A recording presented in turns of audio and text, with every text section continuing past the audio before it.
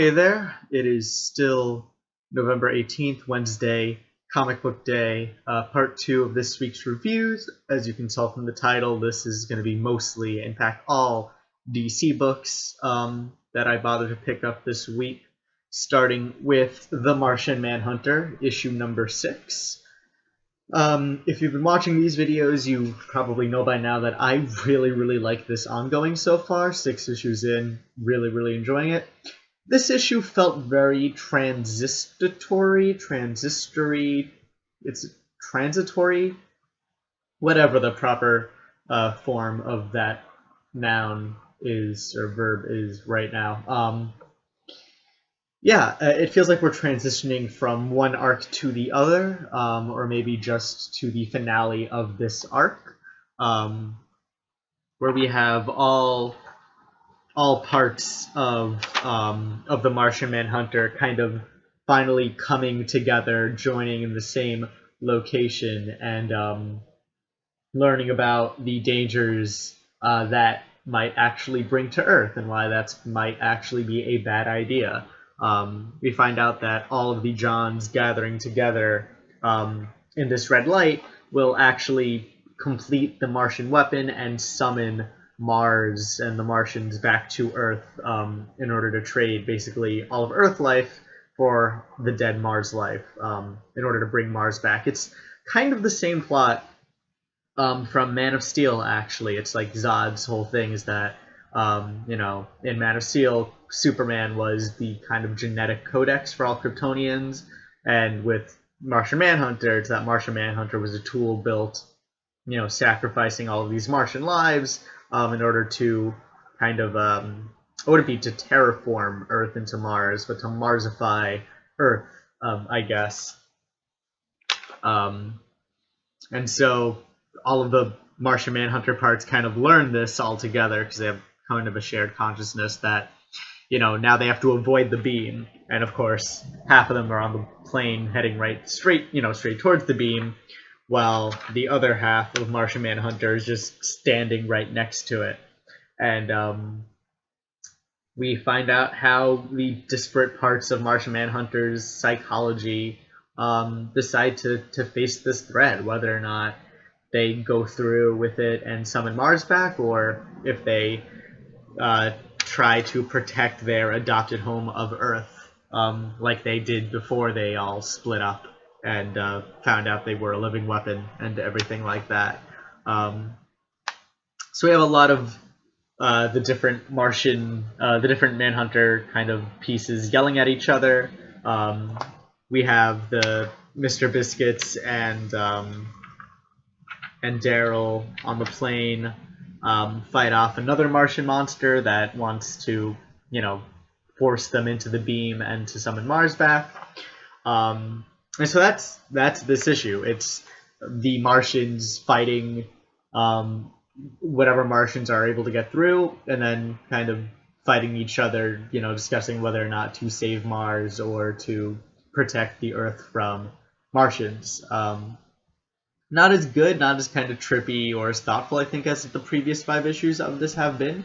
But, like I said, very transitory. Where this is kind of a stopgap issue, just a whole bunch of action-y bits, or beats rather, to lead us into the next really kind of story arc, or the next act of this current story arc, as it may be. So that is Manhunter number 6. I quite enjoyed it, despite it not being as good as the previous issues.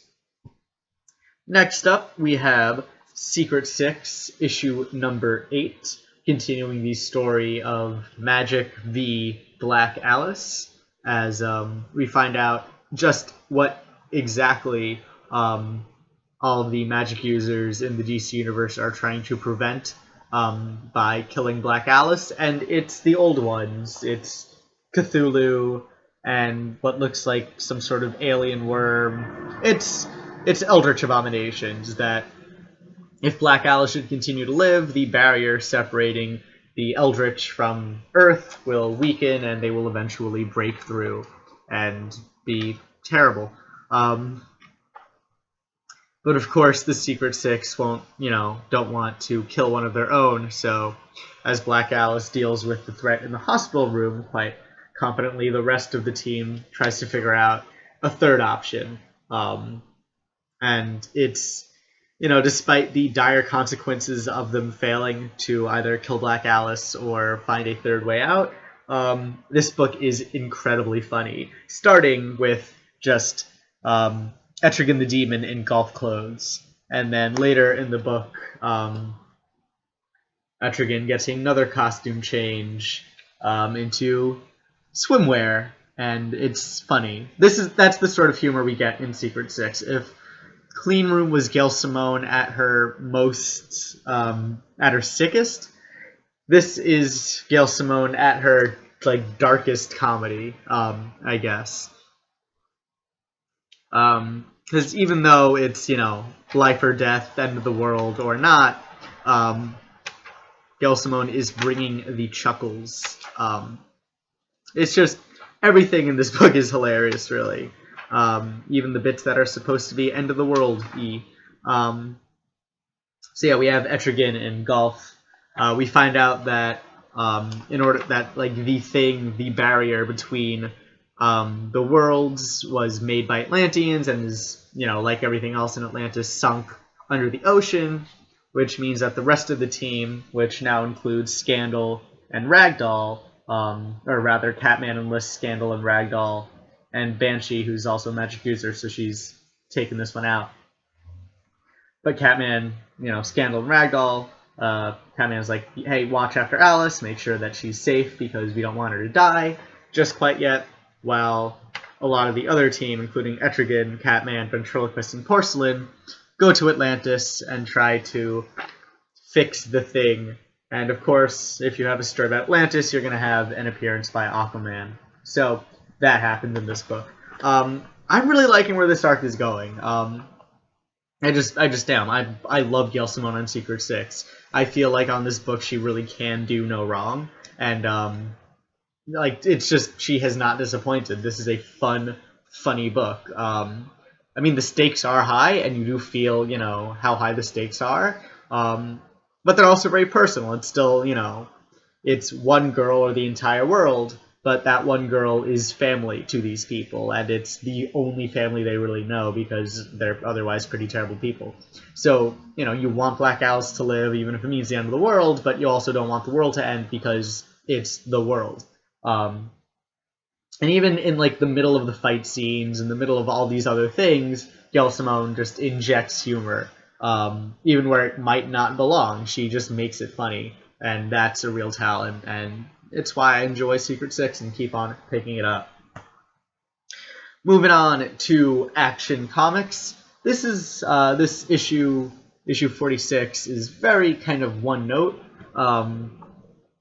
After Superman rescues all the kidnapped people after he's become infected by Wrath, Superman has to learn to use his new powers, or his recovered powers, as we see here. This is the first time since the depowering that Superman feels kind of like Superman in terms of power level. After rescuing his friends and being infected by Wrath, Superman has to learn how to control his channel his anger into something productive instead of just letting the anger consume him. Very Star Wars, dark side sort of thing. He has to prevent being consumed by the dark side. And in order to do that, Superman takes the battle to Wrath.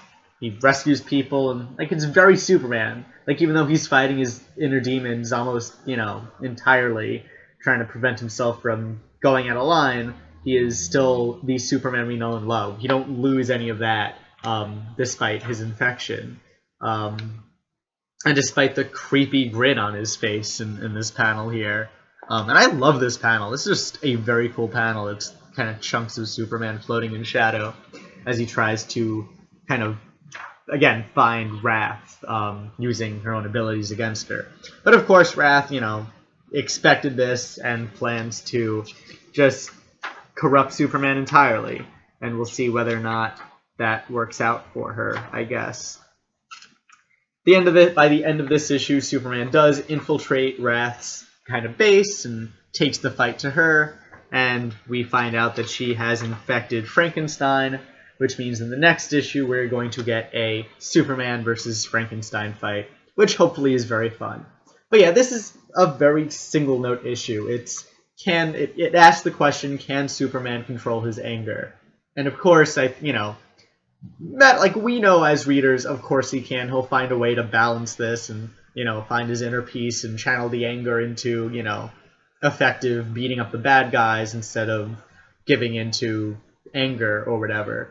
But it's an interesting story to play out. I don't feel like, even though this is kind of a simple one-note, predictable in a way storyline, I don't feel like it's kind of speaking down, or I don't feel it's something that I haven't read before, even though... this is also, in a way, very similar to the Justice League story going on right now, where Superman has too much power and is corrupted by it in a way. But even then, I don't feel like one of them detracts from the other. I don't feel like this is a story that I've heard too much or anything, despite it being kind of a cliche.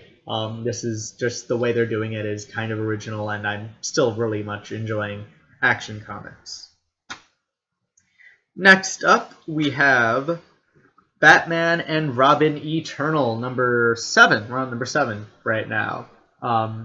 And like a lot of his books, it takes place on multiple fronts, starting with a really cool chase scene. I'm just loving all the flashback chase scenes in this book, as Batman and Robin chase this guy who's connected to one of Scarecrow's goons through Prague, and just what a cool panel, what a cool end to this chase, I feel. And then the page after, we see Prague today as Dick Grayson, what's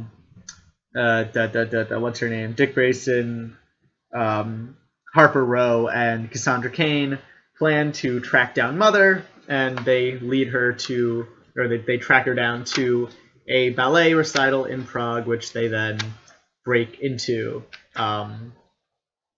with Dick going, in the back door, while Cassie and Harper go through the front door in fancy tuxedos and dresses and stuff. And the actual, the panel we get, the spread that we get of the ballet is it's a beautiful spread, I think, as we see Cassie, who reads body language, more fluidly than reading a written language, is just impressed by the dancing and all that, and seeing her face really light up, which Harper then comments on. And it humanizes her in a way, too, because Cassie, in this book, has just been kind of a weapon. And now we're seeing that she's also a human, that she has things that she enjoys. While Dick, Harper, and Cassie are doing that, Jason and Tim are following their own path to Mother by tracking the technology. Tim is tracking the frequency that Mother uses to operate her things, and until just turn on her sleeper agents. So he is with Jason trying to shake down their own leads. And that's this book. Again, you're not going to get much out of a single issue of a weekly. It is a story told week after week after week. But yeah, this issue definitely moved the story ahead. Can't fault it for that. And I do like the character work, the brief, little character work they did with Cassie and Harper, Cassie on her own. We see her enjoying something instead of just fighting. And then just her relationship with Harper, and seeing them kind of like a girlfriend/sister relationship. Not girlfriend, romantic. Girlfriend, friend-girl, and, kind of sistery relationship as they're bonding. And also see Dick Grayson kind of, lead a team in a way, and try to lead it in a way different than Bruce would. Especially after the fallout that happened between him and Tim in previous issues. So that is Batman and Robin Eternal. Again, quite liking this story so far. And I do like the focus on Robins. They are an intimate, part of the Batman franchise. I think that's something really missing from the Nolan films, is that the little mention they gave of the Robin legacy is just kind of, But I like Batman with Robins. I prefer a Batman with a family that's a bit larger than just Alfred. Even though Alfred is the best, the Robins bring something to it that that I think the Batman franchise really needs at points, and so I'm liking that this book is kind of digging into that and what that means to Batman, and that whole relationship. So that is that. And the last book this week is Batman Europa #1, 1 of 4. This tiny text over here tells us. So this is an interesting book actually because it's been delayed for like ever. I think this was originally announced like pre-New 52. Batman Europa was a thing. It's a project. I forget who was originally attached, but it was a writer and Jim Lee. And then it got, just kind of pushed away. And, 7 years or 8 years, however many years later it is since its first announcement, we finally have it in print. Here it is. And one thing I'm glad is they didn't try to really update it. So we have a Batman, just showing you some of the pages here. We have, like, Neil Adams costume Batman. It's, let me find, like, just a good kind of single image of the costume, because it's cool, because we haven't seen it in a while, really. And yeah, here's one. So just we have Batman here. You can't really tell on the camera, but it's the blue cape, blue cowl.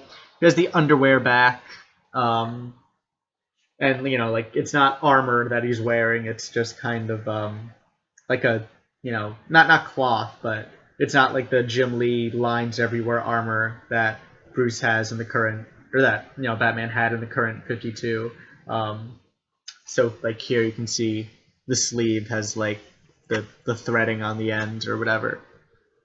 So this is clearly a pre-52 Batman, and it feels a lot like like just the costume and everything, and then the way that Joker is written in this book. That's not a spoiler, I don't think, because it's the first page, second panel, you see Joker.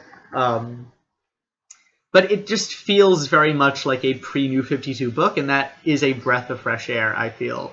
And as I've like shown you, and I'll flip through a bit more pages, this book is gorgeous. I mean, I know Jim Lee, like some people are kind of sick of Jim Lee, but I think, and I just personally like Jim Lee. I understand that people are, they think his style is meh. And I get that, especially if it's been Jim Lee after Jim Lee after Jim Lee after Jim Lee. But I feel like just the colors in this book and the additional work on it, past just Jim Lee's lines, really do bring out something fresh in the art. And I just think the book looks really nice. What are some other good pages here? Well, this page, of course, too, I really like, but I just focus on this, but this whole, everything here. Gonna show another page. Where's this page? Yeah, here it is. Batman breaking through a window and kicking the Joker right in the face. Yeah, well, it looks in this panel, it's the chest, but just kicking the Joker right, just knocking the air out of him. Just feels so cool, I feel. Like, just looking at that is a great image. So yeah, just aesthetically, this book is really enjoyable. And story-wise, again, it feels very much like a classic, or not a classic, but like a pre-New 52 Batman story. We start in medias res with Batman and Joker pushed to the end of the line, at least according to Batman's narration. He says, and this is a cool panel too, just Batman and Joker face to face. But this time I'm ready to go all the way and do it. And of course, it sounds like he's getting ready to finally kill Joker. But then we flash back, see how we get to that moment. It starts with a fight against Killer Croc, where Batman feels like it's taking too long. That he feels like he's been holding back and he doesn't know why. We find out very soon after in the Batcave that Batman has been infected by the Colossus virus. And he is given 1 week left to live, and he believes it. He feels his body, shutting down on him already. He has 1 week left, and he is led by the virus to Berlin. Thus, Europa It's Batman trouncing about Europe, and he starts in Berlin, the Brandenburg Gate, of course, the famous pathway between East and West Berlin during the Cold War. And whenever Batman travels to a new city, I guess we have to hear about his thoughts of the city. What does Batman think of the history of Berlin and how the city affects the people in it? Because that's, Gotham is a very intricate part, very intimate part of Batman's story. So take, Batman out of Gotham and how does he adjust to this new city? And we see what Batman thinks of Berlin. And I kind of disagree with Bruce's interpretation. He says it's like a city at war with itself, against its past and everything, but being there, I took a trip to Berlin a few years ago, and being there, I felt it's less of a war, it's less of like a battle against itself, and more of a, we have been so many things, we have been on the good side of history and the wrong side of history, and it's about, I feel in Berlin, it's very much, it's not like they're ignorant, it's not like kind of the American Gothic aesthetic where we try to hide the genocide and everything and the slavery, and it comes back to haunt us. In Berlin, it's right up in your face, and it's like, except that we have this terrible history, but we're trying to make better, and it's a very different feeling than I think Batman gives it credit for here. Just my interpretation. I don't mean to argue with Batman, but of course we find out that Joker is already in Berlin. He has already started Jokerizing people, and so then Batman gets on Joker's trail as we find out more about how Batman is going to survive his last week doing stuff. And then we have this panel here where Batman breaks through the window and kicks Joker, which is really cool. So I think it's an interesting setup for a story. The in medias res, it's a tease. It's always a tease, and it's not an original one. I feel like we've gotten to the point where Batman says, "This time I'll finally kill Joker," at least 50 times. But so much else of this book works that I'm not really that put off by it. And I'm interested to see, again, it's 4 issues. It's Batman in new locations, new settings, even though he's going to Prague in the next issue, which he was just in this issue. But yeah, I'm excited. And it feels like something we haven't had in a while. It feels like a pre-52 story, and so I'm very just excited for, a breath of fresh old air in a way. And one cool thing that DC did with this book is, just to mention it, is all of the ads are in the back. So you read the story and it's ad-free until the very back. And so that's really cool, just reading experience-wise, that you're not interrupted at all while reading this story. And that probably contributed to me enjoying it, more than I would have otherwise. So that is Batman Europa, issue number 1. If you're a Batman fan, if you've been waiting for a story that doesn't quite feel so much like all the other DC stories right now, then I'd give it a shot. And I hope, I really hope this turns out as good as this first issue would have me believe. And that is it for DC Comics, and that is it for the comic books that I picked up this week. If you're interested in the not DC books, which includes the new Miss Marvel #1, Clean Room number 2 by Gail Simone, and some other stuff that is in the first part of this week's reviews, which is already up by now. But if you, whether you want to go back and watch that video or, whatever you plan to do, I want to thank you for watching this one. If you liked it, please rate it. If you want to subscribe, that'd be great. Thank you for doing that if you end up doing that. Any comments or anything, please leave them below. I really want to hear what you guys think about these books or other books or anything, really, as long as you think it's relevant. Feel free to do that. And yeah, once again, thank you for watching, and I hope you'll join me for some more comic book reviews.